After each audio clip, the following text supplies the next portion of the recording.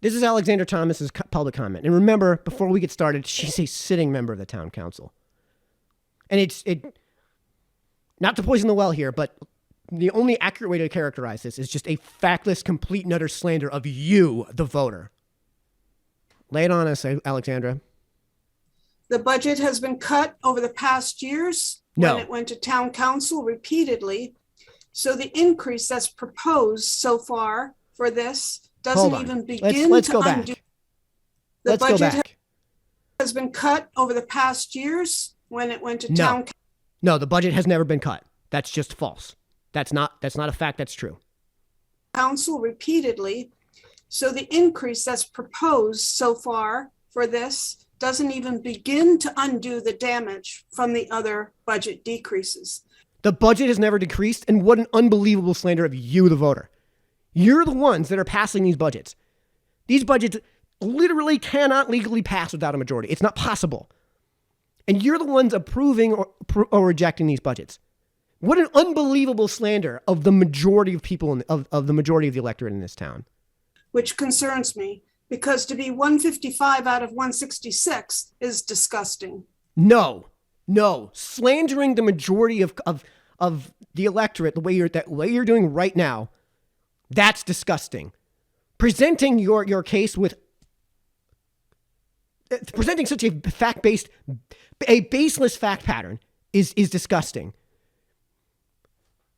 How many times do we have to say? How many times do I have to present the case? How many times do I have to evidence? How many times do I have to show the links which are in that video's description? How many times do I have to spend God knows how much money at Staples printing out all of the studies? Overall spending on public education. Overall public spending on public education is not correlated with educational outcomes. At this point, you have to either know it and either you've somehow missed out on all of my presentations and all of the times on all of this information, which doesn't speak to your credibility, or you know about all this information and you're just lying. And unnecessary and uncalled for. So it's going to take time to dig out of there. I already hear things that there are efforts being made. It is not the fault of the superintendent, the teachers, the Board of Education. To me, it's the fault of a community that won't support a budget. Again, the slander here.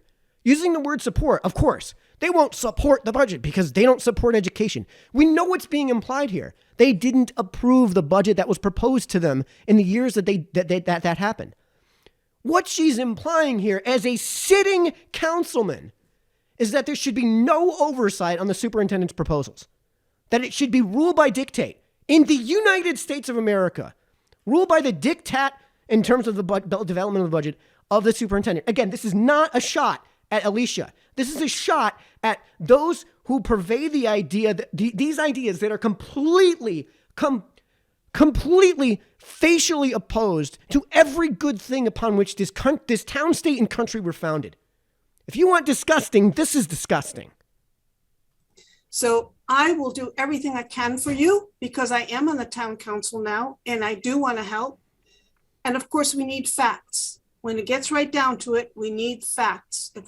And you're presenting none. You're presenting the exact opposite of that. You're presenting false information on your fact-based claims. And then in doing so, the only other things that you're presenting are slanders of the voters. You're just slandering the voters. That's what's going on right here. You're a sitting councilman who lost, who honestly, if it wasn't for regulations coming from Hartford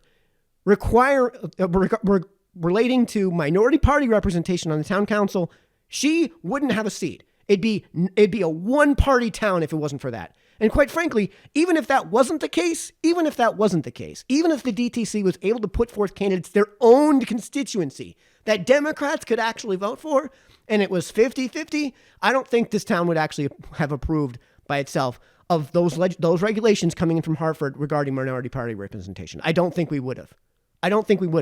And again, so what she should actually be is eternally grateful to the voters. She should. What she's doing, instead of being grateful, is openly admitting that she's abdicating her responsibilities as a town councilman. Openly admitting she's abdicating these responsibilities and smearing you, the voter, instead.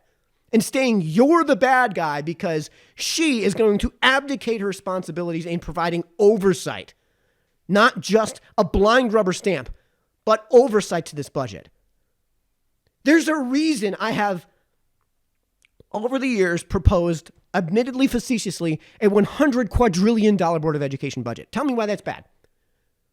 What? Tell me why it's bad. I haven't even been able to get a response along the lines of, oh, Michael, that's a dismissal of the ideas. Oh, Michael, that's just ridiculous. Well, why is it ridiculous? Why is it worthy of ridicule? Tell me why.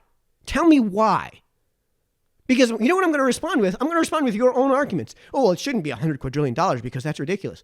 Well, don't you care about the children? Don't you support our schools? Don't you support this town? Don't you support our children? Won't somebody please think of the children?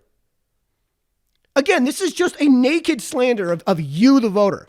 And again, the majority of you, the voter, because it's the majority that has to pass these budgets at referendum. We can give people the information, and I've heard questions about that tonight already.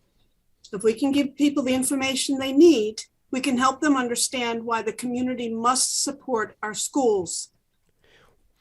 Here's what she's saying, the quiet part out loud. You must support the schools by rubber stamping the superintendent's proposed budget.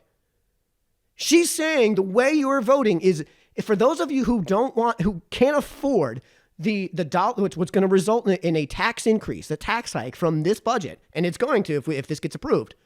And I'm not saying it necessarily should or shouldn't. But if you're not in favor of that necessary tax hike, it's going to produce a tax hike. If you're not in favor of that tax hike, you don't support our schools. What an unbelievable slander of you, the public. And what a complete gaslight of the position of those people who are voting either to approve or to not approve of that budget. It's not some sort of Republican campaign to destroy the schools. No, it's not. It's reasonable voters here in New Milford, many of whom are Democrats, who wouldn't vote for you. Remember, you guys lost in a landslide. Pete Bass can't win 73-27 in a town like this without winning over thousands of Democrats.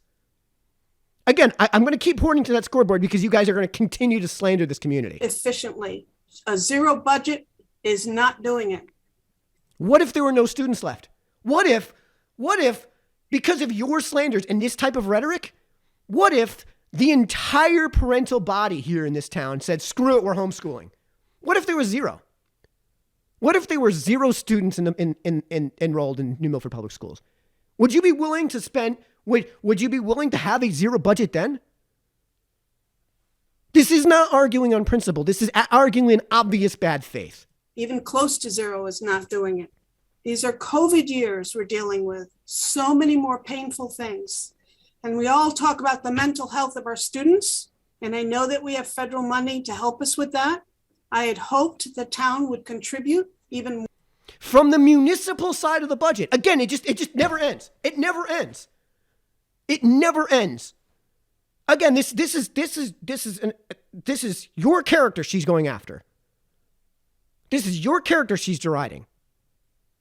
More monies to help with mental illness and mental concerns in our school systems, but I was not yet supported by that. We know what that means.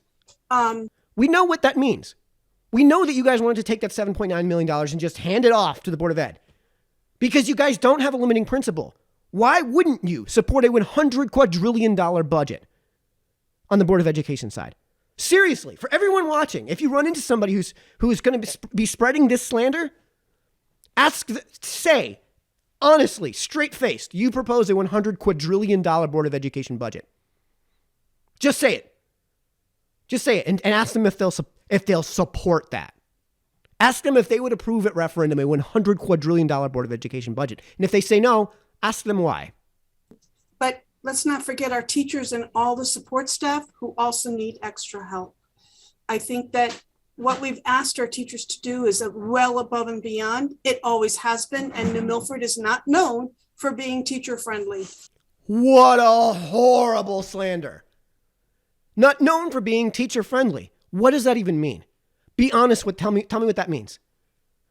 Are we talking about freedom in the classroom? Because I guarantee you're not. I guarantee you that one of the things that actually predicts positive educational outcomes is freedom in the classroom. I guarantee you're not in favor of that. I guarantee you if a teacher said, you know what, I'm dealing with a bunch of 5-year-olds who desperately need to learn the English language and have spent 2 years never seeing a human being without a mask over their face, and they're struggling with language. They're struggling with learning the English language because they can't see the lips move. They can't articulate in a way that human beings have learned language for all of eternity, for all of human existence. What if you're the teacher in the classroom that says, you know what, these kids are struggling, they have to take the masks off, and their kids, I can't say they'll be fine because we're on YouTube, but they're kids and their masks. What about that? Because that's an element of freedom in the classroom, right? What if a teacher said, you know what, the kids are constantly complaining about these masks. It's time for a mask break because they're having trouble breathing, because they're constantly complaining about it, because they're constantly fiddling it with it. And it's just impossible. It's disrupting the learning environment for me to constantly have to say, hey, no, Jimmy, keep your hands away from your face. You're not supposed to be touching your mask because you're not, right? Well, the barriers between the students. What if the teacher said, you know what, for what we're doing, we have to take these barriers down. That's freedom in the classroom. If that's being unfriendly to teachers in the classroom, I want to hear you say it, because I know we all know what's being implied here. That we won't just rubber stamp infinity dollars to the Board of Education. So we need to turn that around. I think that administrators, we can't possibly be heavy in administrators. No, we can't possibly be heavy. I propose 1 million administrators. 3,800 kids in the program, 3,800 kids in New Milford Public Schools. I propose 1 million administrators. Again, no limiting principle. She's saying the quiet part out loud. I can't believe she's actually doing this. And you're the voter. You're the one who's going to be making your voice heard when it comes time to have public comment, when it comes time to vote on the referendum, and when it comes time in November for elections. Back in the day when you had a principal, assistant principal, and teachers, those administrators didn't have all those extra people that were needed in the system to take care of the student population. The number of people a principal, school principal, and ultimately a superintendent have to support is a much bigger and more diverse group of people than we ever did in previous years. And fair. Then what you should then I would love to hear your prescription for more School of Management and Business school majors going into these positions. But that's the exact opposite of what you know it's going to come out of her mouth. It's even worse with COVID.